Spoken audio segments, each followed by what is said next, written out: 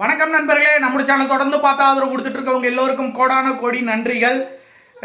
தமிழக வெற்றி கழகத்தின் தொண்டர்கள் யாராவது இந்த வீடியோ பாக்குறீங்க அப்படின்னா கண்டிப்பா வருத்தப்படாதீங்க. கண்டிப்பா விஜய் அவர்களை பத்தி தான் இந்த வீடியோ. நீங்க வருத்தப்பட்டீங்கன்னா அதுக்கு நான் ஒண்ணுமே பண்ண முடியாது. நடந்துட்டு இருக்கிற நிகழ்வுகளை நம்ம இந்த இடத்துல பேச போறோம்.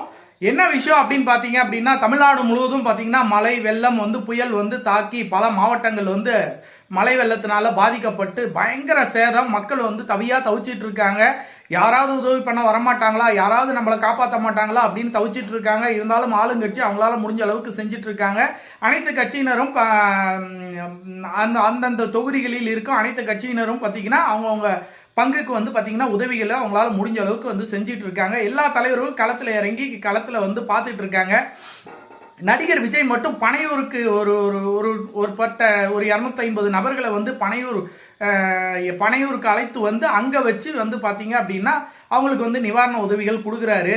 இது அரசியல் செய்யறதுக்கான சரியான பாயிண்டா தெரியல. எல்லாத்துலயும் புதுசு விவசாயியின் தோழன் அப்படின்னீங்க. உங்களுடைய விழுப்புரம் மாவட்டம் வீசாலையில பாத்தீங்கன்னா விழுப்புரம் என்ன பாடுபட்டு இருக்கு அப்படிங்கறத போய் நேர்ல போய் அந்த மக்களுக்கு ஆறுதல் சொல்ல வேணாமா? நீங்க இந்த டைம் தான் விஜய் அவர்களே, உங்களுக்கு அரசியல் செய்ய சரியான டைம் எது அப்படின்னு பாத்தீங்கன்னா வாய்ப்புகள் உங்களை தேடி வராது. நீங்க தான் வாய்ப்புகளை போய் எடுத்துக்கணும். இந்த டைம்ல நீங்க களத்துல இறங்கி மக்களோட மக்களாக மக்களோட தோள் கொடுத்து நின்றுந்தீங்க அப்படின்னா உங்களுக்கு மிகப்பெரிய செல்வாக்கு இப்ப இருக்கிறத விட இன்னொரு மடங்கு அதிகமா இருக்கும். இந்த வாய்ப்பு தான் அரசியல்ல வாய்ப்புகள் கிடைக்கும் போது பயன்படுத்திக்கணுங்கிறது.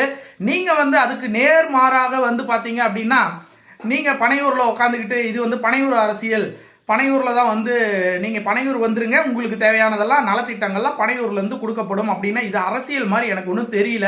நீங்க ஒரு கட்சியை நடத்துறீங்க, ஒரு கட்சிக்கு தலைவரா இருக்கீங்க, நீங்க அடுத்து தமிழகத்தை ஆளணும்னு நினைக்கிறீங்க, தமிழகத்தில் இருக்க மக்களுக்கு மாற்றத்தை கொண்டு வரணும்னு நினைக்கிறீங்க. தமிழக மக்களுடைய பாதிப்புல உங்களுடைய பங்கு என்ன இருக்கு? களத்துல இறங்க வேண்டியதுதானே.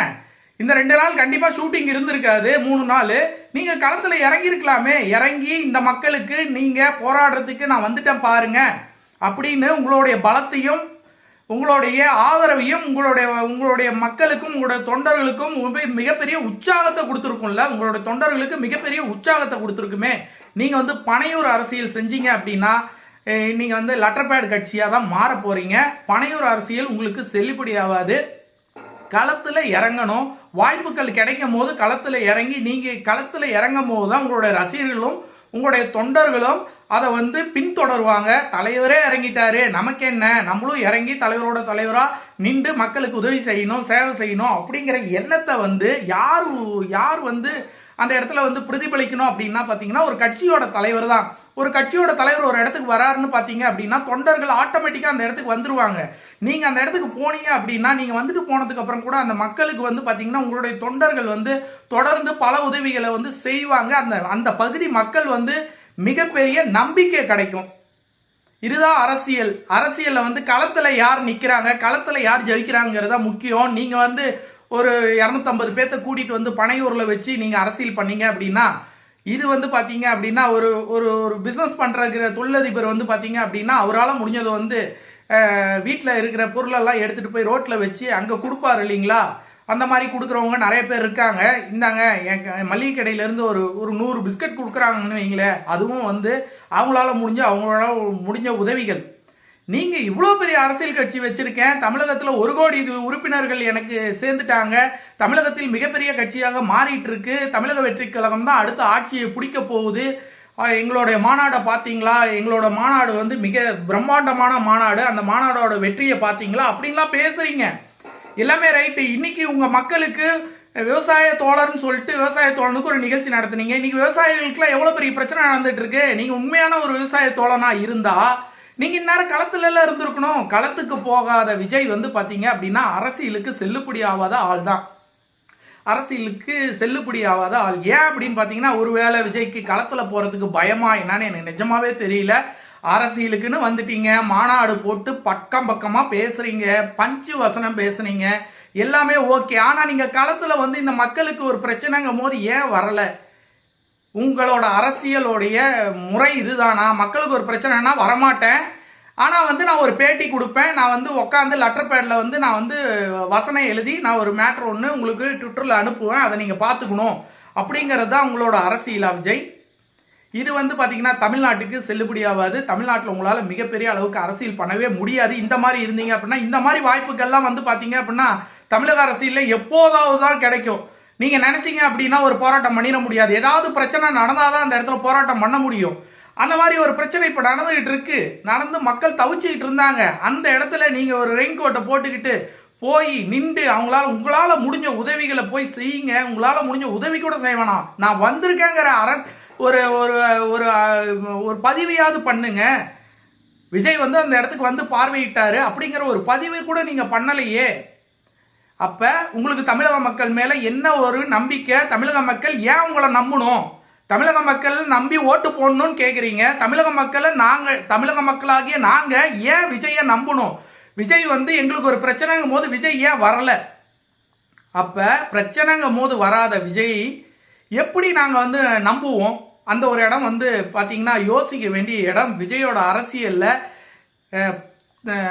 நிறைய மிஸ்டேக்ஸ் எல்லாம் இருக்கு. அவருடைய கொள்கைகள்ல நிறைய மிஸ்டேக்ஸ் இருக்கு. ஓகே, அதை கூட வந்து தவிர்த்தரலாம். உடனே வேற வழியே இல்லை. நான் எல்லா கட்சியும் சார்பாகவும் வந்து எல்லா கட்சியில இருக்கிற விஷயங்களையும் நான் எடுத்துக்கிட்டேன். அது எனக்கு பிடிச்சிருக்கு, நான் எடுத்துக்கிட்டேன்.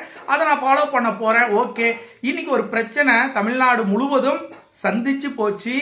எவ்வளோ டேமேஜ், எவ்வளோ இழப்புகள், எவ்வளோ நஷ்டம், மக்களுடைய தவிப்பு, மக்களுடைய பரிதவிப்பு, எவ்வளோ வீடியோஸ் வந்துச்சு, எவ்வளோ பேர் கதறினாங்க, எவ்வளோ பேர் வந்து இறந்துருக்காங்க. இதெல்லாம் பார்த்தும் நீங்க அரசியல் கட்சி ஆரம்பிச்சு 1 கோடி உறுப்பினர்கள் எனக்கு சேர்ந்துட்டாங்கன்னு பந்தாவா சொன்னீங்கல்ல. அப்ப களத்துல இறங்கி உங்களை மக்களை சந்திக்கிறதுக்கு என்ன பயம்?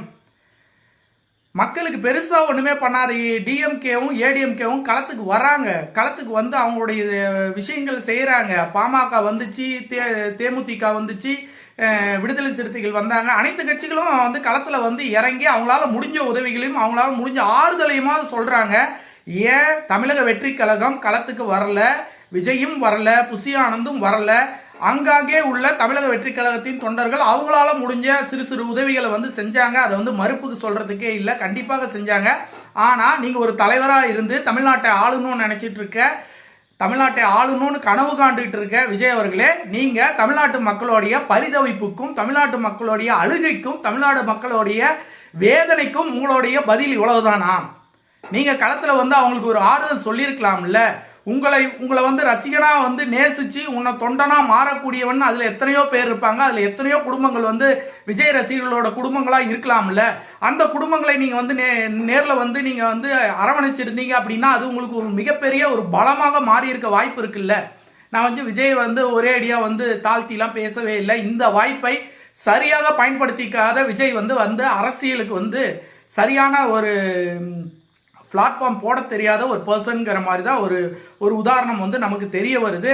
பார்ப்போம் இனி வரும் காலங்களில் விஜயோட அரசியல் எப்படி இருக்க போகுது? இதே மாதிரி இருக்க போதா, இல்ல மாற்று அரசியல் ஏதாவது பண்ண போறாருங்கிறத பொறுத்திருந்து பார்ப்போம். நம்மளோட சேனலை இதான் முதல் முறையா பாக்குறீங்கன்னா கண்டிப்பா சப்ஸ்கிரைப் பண்ணுங்க நண்பர்களே. அப்பதான் நம்ம சேனல்ல போடக்கூடிய அனைத்து வீடியோக்களையும் தவறாம உங்களால பார்க்க முடியும். மற்றொரு சூப்பரான வீடியோவில் சந்திப்போம். நன்றி, வணக்கம்.